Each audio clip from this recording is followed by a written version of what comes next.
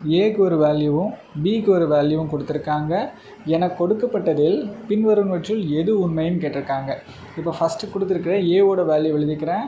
ஏ equal to 2 upper limit 65, B equal to இங்கே 64, 63 அப்படி குறைஞ்சிக்கிட்டே வருது. கடைசி 0 வரைக்கும் இருக்குது அப்படின்னு சொல்லியிருக்காங்க. இப்போ நான் ஃபஸ்ட் என்ன பண்ண போகிறேன், பிங்கிற டேர்ம் குறைஞ்சிட்டே வருது பாருங்கள், அதை கூட்டிகிட்டே வர்ற மாதிரி மாற்றி எழுதிக்க போகிறேன். அப்போது 2 முதல்ல எழுதிக்கிறேன். அதுக்கப்புறம் 2 2 அப்படி கூடிக்கிட்டே வந்து 2 64 வரைக்கும் வரும். ஸோ இதானது பியோட டேர்ம். இப்போ ஏதாவது ஒரு டேர்முக்கு மேலே 0ன்னு இருந்துச்சுன்னு வச்சுக்கோங்க. ஃபார் எக்ஸாம்பிள் 1 அதோட மதிப்பு 1. ஏதாவது ஒரு டேர்முக்கு மேலே 0 இருந்தால் அதோட மதிப்பு என்னது 1. அப்போது மற்றதெல்லாம் அப்படியே எழுதிக்கலாம். 2 2 அப்படியே 2 64 வரைக்கும் இருக்கும். இப்போ எனக்கு இந்த டேர்ம்லேருந்து இந்த 64 வரைக்கும் மொத்தம் 64 எண்கள் இருக்குமா? ஏன்னா இது 1ல் ஆரம்பித்து 64 வரைக்கும் இருக்குது. அப்படின்னா நம்பர் ஆஃப் டேர்ம்ஸ் என்ன? 64.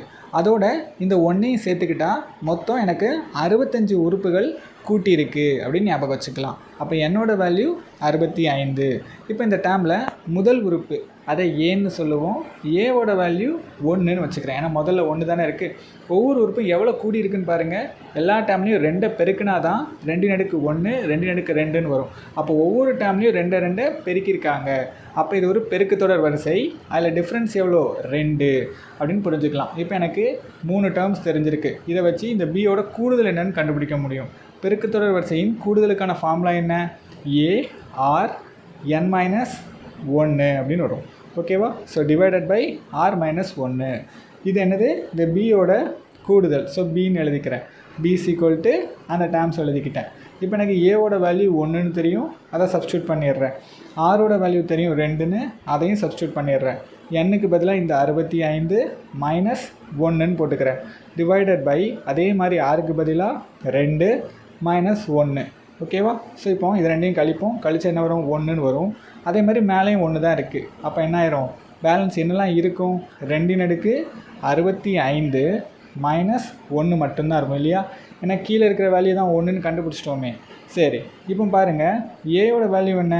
ஏ ஈக்குவல்ட்டு 2 65.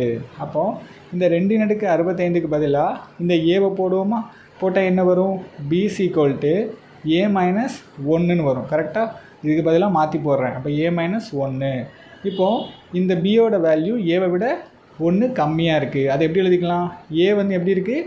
பியை விட 1 அதிகமாக இருக்குன்னு எழுதிக்கலாமா? ஸோ இந்த மாதிரி கூற்றுகள் ஏதாவது கொடுத்துருந்தா அதுதான் ஆன்சர்.